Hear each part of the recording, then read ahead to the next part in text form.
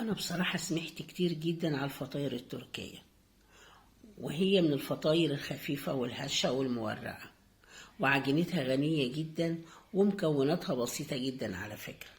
وانا بصراحة قلت لا يا هلا، يعني جت على الفطاير التركية، يلا تعالي اعمليها ونشوف مكوناتها ايه وطريقتها ايه.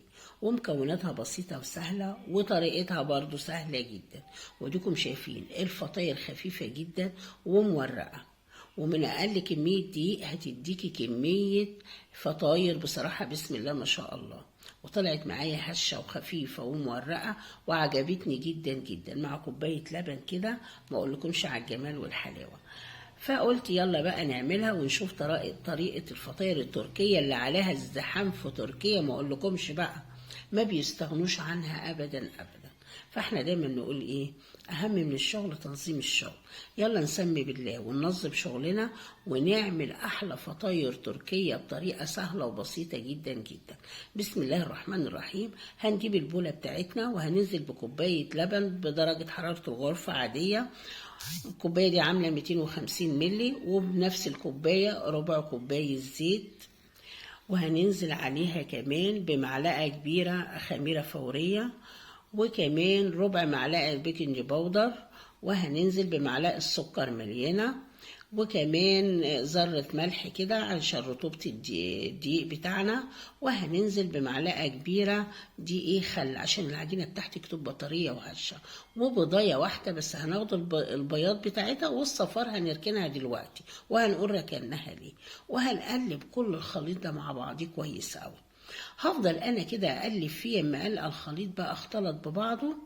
قاعد ايه بقى بعد ما الخليط الجميل ده خلطناه كده كويس، تعالوا نشوف الخطوة الجاية. الخطوة الجاية يا ستي هننزل بشوية شوية من الدقيق. هي خدت معايا بصراحة نص كيلو دقيق، ويمكن عليه ايه شوية قليلين. العجينة بتاعتها تكون خالصة من الايد، تكون طرية ومش ملزقة قوي. هفضل انا انزل بشوية شوية كده اما العجينة تتلم معاكي. خدت معايا، هقول تاني، خدت معايا نص كيلو دقيق وعليه شوية صغيرين. تمام كده، يعني ده حسب نوعية الدقيق اللي عندك. فانت انزلي بشوية شوية ما تلقي العجينة بتاعتك لمت معاكي، وفي نفس الوقت عجينة طرية. تمام كده. هفضل انا كده ايه الم فيها كده زي ما انتوا شايفين، ياما لقيتها ايه خلاص بقى ايه بقيت عجينه حلوه طريه معايا ومش ملزقه قوي. وديكم شايفين العجينه زي الفل. انا اعرفها ازاي يا هاله؟ تكون العجينه مطاطيه كده وما بتتقطعش مننا، يبقى كده اتعجنت كويس قوي. تمام كده. في نفس الطبق يا ستي زي ما انتوا شايفين كده هغطيها واسيبها لما تختمر معانا. انا رجعت لكم بعد ما اختمرت كده، شايفين العجينه جميله جدا، عجينه قطنيه كده بصراحه بسم الله ما شاء الله، عجينتها حلوه وفي نفس الوقت المكونات بتاعتها مغذيه، عشان انا بقول لكم عجينه غنيه. المهم ايه، هنقطعها على 3 اجزاء كده، وحاولوا حافظوا على الهواء اللي في العجينه. وبعد ما قطعناها كده قطعيها يا ستي. هي طلعت معايا 13 فطيرة، النص كيلو اداني 13 دي فطيرة بسم الله ما شاء الله. وبعد ما قطعتهم كده اعمليهم على هيئة كورة على نفس البنش وانت شغالة.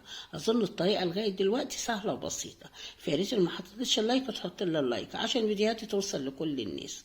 فانا همسك ال3 قطع اللي انا قطعتهم كده، اقطعهم ايه على اجزاء صغيره كده، واحولهم لكور زي ما انتوا شايفين، وانا في على نفس البنش اللي انا شغاله عليه، لا في زيطه ولا في مواعين كتيره ولا الكلام ده خالص. خلاص بعد ما قطعتهم كده طلعوا معايا 13 فطيره. تعالوا نشوف هنعمل ايه. جبت حوالي ربع كوبايه زيت كده ايه في بوله، وجبت صينيه دهنتها زيت، والفرشه دي جنبي هي والبوله. وتعالوا نشوف هنعمل ايه. هناخد اول واحده قطعناها كده وبالمردانه بتاعتنا، ونفرطها على شكل بيضاوي زي ما انتوا شايفين كده. شايفين الشكل اهو، شكل بيضاوي بالطول كده. وادهنيها يا ست زيت وحطيها في الصينيه جنبك، وهاتي اللي بعديها. انا كده ايه بوسع للمكان عشان ايه تبقى وانا بفرد كده الشكل ايه واضح قدام الكاميرا.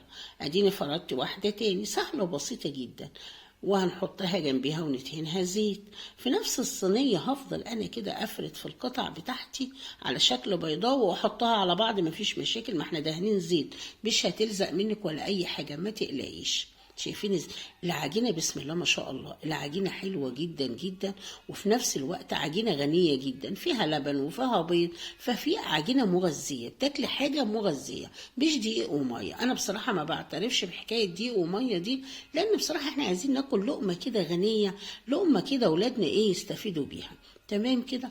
انا فضلت كده لما خلصت الكميه كلها في نفس الصينيه على بعضيها، ما تقلقوش مش هتلزق منك.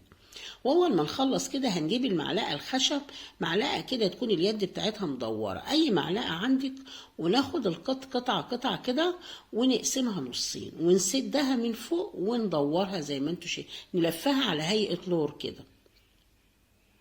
اول ما لفيناها على هيئه رول هنبتدي نعملها زي ما انتوا شايفين كده، نوسعها ونعملها على جزئين زي ما انتوا شايفين ونلفها على بعضيها. اظن الطريقه سهله وبسيطه. تعالوا هنعمل واحده تاني. هنجيب كده القطعه بتاعتنا نحطها على على المعلقه من ناحيه الحته المدوره كده، ونسد من فوق من ناحيه المعلقه، وشد المعلقه لورا ولفيها على هيئه رول كده، وابتدي بايدك كده كانك بتوسعيها كده، كأنك هتعملي كحكة بالظبط. وبعد كده اقسميها نصين ولفيها لفتين، مفيش غير كده.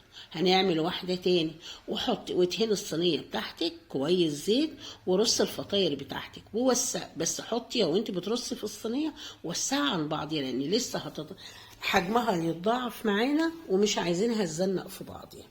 نجيب القطعة ونقسمها نصين ونعملها رول كده بالمعلقة، وحاولي ابرميها كده طريقة البرم كده، وسعيها واعمليها على 2 ولفها لفتين على بعض. الطريقة سهلة وبسيطة.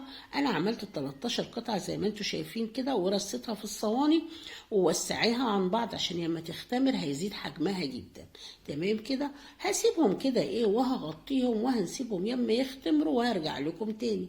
خلاص اديكم شايفين بسم الله ما شاء الله اختمروا كويس قوي. قاعد بقى يا هالة، هنجيب بقى صفارة البيض اللي احنا ركناها كده في البولة، وهننزل عليها معلقة لبن، وهنربهم كويس قوي او نخلطهم كويس قوي، لان ده الدهان بتاعنا بتاع الوش. تمام كده. وحاطه انا حاطه ربع معلقة فانيليا عليهم. ما عندكيش فانيليا يا ست حطي حبة خل عشان زفرة البيض. بعد كده ادهني بقى الفطاير بتاعتك بالراحة خالص. تمام كده. يبقى احنا خلاص كده اختمرت معانا، وهندهن الفطاير كلها. طب طريقة السوى ازاي يا هلا؟ طريقة السوى يا ستي على درجة حرارة عالية. تمام كده. على الرف الوسطاني، واول ما تحمر من تحت شغلي لها الشواية تحمر الوش معانا على درجة حرارة عالية 200 على فرن الداخلية على فرن سخن. اول ما تلقي الفطاير بتاعتك حمرت من تحت شغلي لها الشواية شوية، ودي طريقة السوى بتاعتها. تمام كده. اديكم شايفين الجمال والحلاوه. المهم بعد ما دهناها كده هاخدها اسويها وارجع لكم تاني. خلاص احنا كده سويناها بسم الله ما شاء الله. رايكم بقى في الفطاير الجميله دي؟ شايفين الجمال والحلاوه؟ تحفه يا جماعه، وطالعه طريه وزي الفل من الفرن، الله اكبر عليها. بس احنا هنغطيها شويه عشان تطرى معانا تاني وهنشوفها مع بعضنا. الفطاير زي الفل. شايفين طريقه السوى؟ تحفه يا جماعه، بصراحه فطيره جميله جدا جدا. رايكم في الجمال والحلاوه دي؟ احلى فطاير تركيه هتعمليها بطريقه سهله وبسيطه جدا جدا. بس احنا هنغطيهم شويه كده عشان يطروا معانا تاني. شايفين الجمال والحلاوه؟ تحفه تحفه تحفه. طريقه الحفظ يا ستي حطوهم في كيس كده او حله عندك في المطبخ، ورصي فيها الفطاير وغطيهم وكلي منها براحتك. احلى فطاير في الدنيا بصراحه، حلوه جدا. وجبه تنفع في الفطار، وجبه تنفع في العشاء مع كوبايه لبن او كوبايه عصير او قطعه جبنه، هتاكلي احلى فطاير. وعجينتها مغذيه بصراحه، وعجينه غنيه جدا جدا. شايفين الجمال والحلاوه؟ طريه جدا وهشه وخفيفه ومورقه، وطريقتها سهله وبسيطه جدا. تعالوا كده نفتح واحدة مع بعضنا. أنا كنت معجبة بالسوى بتاعها بصراحة، طريقة السوى حلوة جدا، العجينة مظبوطة جدا، ومن كمية دي قليلة ادانا فطاير يعني ما اقولكمش على الجمال والحلاوة. تحفة يا جماعة. وهنفتحها مع بعضنا دلوقتي. رأيكم في الجمال والحلاوة؟ شايفين شكلها؟ تحفة تحفة. تعالوا نفتحها كده، مورقة وخفيفة، والعجينة بتاعتها تحفة وطرية جدا جدا، وطعمها حلو جدا جدا. ايه رايكم بقى في الجمال والحلاوه؟ استاهل اللايك ولا ما استاهلش اللايك؟ فهقول لكم ايه، ما تنسوش تدعموني باللايك والاشتراك في القناه وتفعيل زر الجرس عشان قناتي تكبر بيكم وليكم. ايه رايكم بقى في الجمال والحلاوه؟ احلى فطاير تركيه هتعمليها بطريقه سهله وبسيطه جدا جدا، ومن نص كيلو دي ادانا كميه حلوه جدا جدا. ايه رايكم بقى؟ طريقتها سهله وبسيطه. يلا بقى قومي كده شجعي واعملي لك شويه فطاير كده واملي بيتنا خير، وهقول لكم ايه، بالهنا والشفا.